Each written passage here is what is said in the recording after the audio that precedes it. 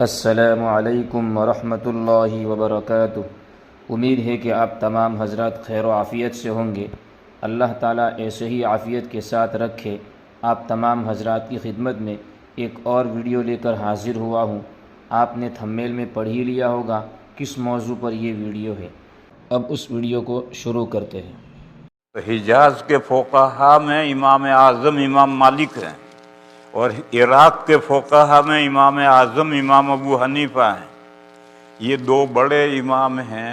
انہوں نے یہ طے کیا کہ نبی پاک صلی اللہ علیہ وسلم کی نماز میں رفع یدین پہلے تھا، بعد میں رفع یدین نماز میں نہیں رہا، لہذا پہلا حکم منسوخ، اور جو دوسرا حکم ہے اس پر عمل کریں گے۔ اس لیے ان دو اماموں نے کہا نماز میں رفع یدین کہیں نہیں ہے۔ یہ فیصلہ انہوں نے کیسے کیا ہے؟ انہوں نے کہا کہ نبی پاک صلی اللہ تعالی علیہ وسلم آخری بیماری میں جب مبتلا ہوئے 13 یا 14 دن حضور بیمار رہے ہیں۔ نبی پاک صلی اللہ تعالی علیہ وسلم مرض موت میں 13 یا 14 دن رہے ہیں۔ ان 13 یا 14 دنوں میں خود نبی پاک صلی اللہ تعالی علیہ وسلم تشریف لا کر نماز پڑھاتے تھے بیماری کے باوجود۔ لیکن جمعرات کی شام کو عشاء کے وقت سے بیماری بڑھ گئی، تو جمعرات کا عشاء، جمعہ، سنیچر، اتوار اور پیر، یہ نمازیں حضور نے نہیں پڑھائی۔ حضرت صدیق اکبر رضی اللہ تعالی عنہ کو اپنی جگہ پر کھڑا کیا۔ حضرت صدیق اکبر نے 17 نمازیں حضور کے حیات میں پڑھائی ہیں۔ یہ بات ثابت ہے کہ حضرت ابو بکر رضی اللہ تعالی عنہ نے نماز میں رفع یدین نہیں کیا۔ پھر اسی مصلی پر حضور کے بعد میں 2 سال تک حضرت ابو بکر نماز پڑھاتے رہے، کبھی رفع یدین نہیں کیا۔ پھر حضرت عمر اس مصلی پر آئے، 10 سال انہوں نے نماز پڑھائی، انہوں نے رفع یدین نہیں کیا۔ پھر اسی مصلی پر حضرت عثمان آئے، انہوں نے 12 سال نماز پڑھائی، انہوں نے کبھی رفع یدین نہیں کی۔ پھر اسی مصلی پر حضرت علی آئے، انہوں نے 5 سال نماز پڑھائی، انہوں نے کبھی رفع یدین نہیں کیا۔ تو بڑے دو اماموں نے کہا اگر حضور کی آخری نماز میں رفع یدین ہوتا تو یہ 4 خلفاء حضور کے مصلی پر کھڑے ہوتے ہی حضور کا آخری عمل بدل دیں، یہ بات عقل قبول نہیں کرتی۔ بس لامحالہ ماننا پڑے گا کہ حضور کی نماز میں پہلے رفع یدین تھا، ہر تکبیر کے ساتھ تھا، پھر گھٹتا گھٹتا گھٹتا 3 یا 4 جگہ رہ گیا، پھر وہ بھی گھٹتا گھٹتا 3-4 جگہ تھا، وہ بھی ختم ہو گیا، اور نماز میں ساری نماز میں سے رفع یدین ختم ہو گیا۔ اور یہ 4 خلفاء کا جو عمل ہے، یہ 4 خلفاء کا عمل دلیل ہے کہ حضور کی آخری نماز میں رفع یدین نہیں تھا، پہلے تھا جو منسوخ ہو گیا۔ لوگ یہ سوال کرتے ہیں کہ قرآن کریم موجود ہے، احادیث شریفہ موجود ہیں، پھر اللہ رسول کی تقلید کیوں نہیں کی جاتی ہے؟ 4 اماموں کی تقلید کیوں کی جاتی ہے؟ یہ لوگ ایک سوال کرتے ہیں کہ قرآن بھی نہیں موجود ہے، احادیث شریفہ بھی موجود ہیں، تو قرآن و حدیث پر عمل کرو، اللہ رسول کی تقلید کرو۔ 4 اماموں کی تقلید کرنے کی ضرورت کیا ہے؟ یہ ایک سوال ہے، اس کا جواب دوں میں آج۔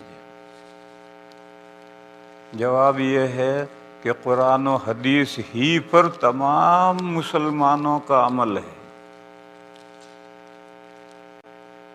اور قرآن و حدیث میں جو مسائل ہیں اوپن، وہ 80% ہے، اس میں کسی کی تقلید نہیں ہے۔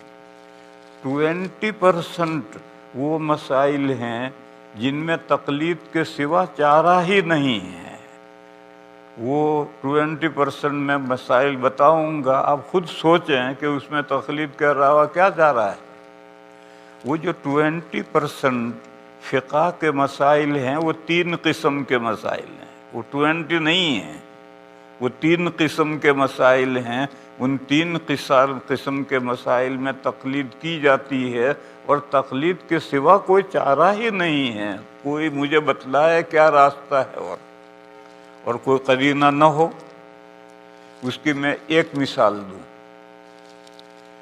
7 حدیثیں اعلیٰ درجے کی صحیح حدیثیں ہیں، بخاری میں بھی ہے، ان میں سے 1-2 حدیثیں کہ نبی پاک صلی اللہ تعالی علیہ وسلم نماز میں 3 جگہ یا 4 جگہ رفع یدین کرتے تھے، اللہ اکبر کے ساتھ ہاتھ اٹھاتے تھے۔ ایسی 7 حدیثیں ہیں اعلیٰ درجے کی صحیح ہیں، ان میں سے 2 حدیثیں بخاری شریف میں بھی ہیں، اور 5 حدیثیں ایسی ہیں جو طول میں ان کے برابر نہیں ہیں، مگر وہ قابل استدلال ہیں، ان سے استدلال کیا جا سکتا ہے۔ 5 حدیثیں یہ ہیں کہ نبی پاک صلی اللہ تعالی علیہ وسلم پہلے نماز میں ہر اللہ اکبر کے ساتھ رفع یدین کرتے تھے، بعد میں وہ ختم ہو گیا اور نماز میں کہیں رفع یدین نہیں رہا۔ اور تکبیر تحریمہ میں جو ہے وہ بارڈر پر ہے، بلکہ بارڈر سے بھی آؤٹ ہے۔ جب ہم نماز شروع کرتے ہیں تو یوں شروع کرتے ہیں، دیکھو رفع یدین کر رہے، ابھی نماز شروع نہیں ہوئی، اللہ اکبر، ہاتھ باندھ لی، اب نماز شروع ہوئی، تو یہ رفع تو باہر ہے، نماز میں کہیں رفع نہیں رہا۔ ایسی 5 حدیثیں ہیں، اور 3-4 جگہ رفع کرتے تھے، ایسی 7 حدیثیں ہیں۔ یہ 7 مضبوط ہے، اعلیٰ درجے کی ہیں، یہ ان کے اعتبار سے کمتر ہیں، مگر فی نفس ہی قابل استدلال ہے۔ اب میرے بھائیو سوچو، نبی پاک صلی اللہ علیہ وسلم کی نماز میں یہ دونوں عمل ایک ساتھ نہیں ہو سکتے کہ رفع یدین کرتے بھی تھے اور نہیں بھی کرتے تھے، دونوں عمل ایک ساتھ کیسے ہوں گے؟ لا محالہ یہ ماننا پڑے گا کہ ایک عمل پہلے کا ہے اور ایک عمل بعد کا ہے، اور کون سا عمل پہلے کا ہے کون سا بعد کا ہے کوئی قرینہ موجود نہیں ہے، اور یہ طے کرنا ضروری ہے۔ جو پہلا ہے اس پر عمل نہیں ہوگا، جو بعد کا ہے اس پر عمل ہوگا۔ اب مجتہدین کرام کا نمبر آیا ہے، امام اعظم اور امام مالک رحمہم اللہ، یہ دونوں بڑے امام ہیں۔ امام اعظم جو ہیں وہ تو عراق کے جتنے فقہا ہیں ان کے امام اعظم ہیں، اور امام مالک علیہ الرحمہ حجاز کے جتنے فقہا ہیں ان سب کے استاد ہیں۔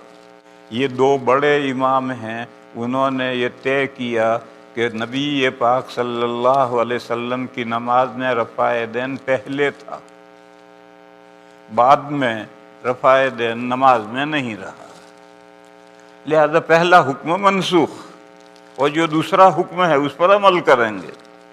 اس لیے ان 2 اماموں نے کہا نماز میں رفع یدین کہیں نہیں ہے۔